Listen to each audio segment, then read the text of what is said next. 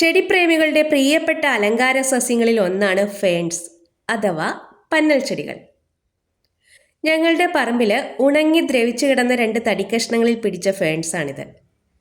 3 type ferns ഇതിലുണ്ട്. ഇത് 3ഉം അത്യാവശ്യം വലിപ്പം വെക്കുന്നവയാണ്.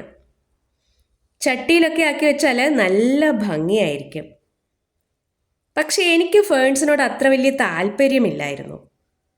ഫേൺസ് കീടങ്ങളെ അട്രാക്റ്റ് ചെയ്യുമെന്ന് എവിടെയോ വായിച്ചിരുന്നു. ഏതായാലും ഇത് കളയാൻ തോന്നുന്നില്ല, ചട്ടിയിലാക്കാൻ തന്നെ തീരുമാനിച്ചു. ഈർപ്പവും തണലുമുള്ള സ്ഥലങ്ങളിലാണ് ഇത് വളരുന്നത്. ഇതിന് പൂക്കളോ വിത്തുകളോ ഉണ്ടാവില്ല. എന്നും പച്ചപ്പിലിങ്ങനെ നിൽക്കും. വലിയ ചട്ടികളിൽ വെച്ചാൽ അത്യാവശ്യം നല്ല വലിപ്പവും വെക്കും. ഒരുപാട് വെയിലുള്ളിടത്ത് ഇത് വെക്കരുത്, ഇലകളുടെ പച്ചപ്പൊക്കെ പോകും. തണൽ ഇഷ്ടപ്പെടുന്നൊരു ചെടിയാണിത്. പൂന്തോട്ടത്തിൽ പച്ചപ്പ് വേണമെന്നുള്ളവർക്ക് ഏറ്റവും നല്ല ഓപ്ഷനാണ് പന്നൽ ചെടികൾ. അധികം പരിചരണം ഒന്നും വേണ്ട.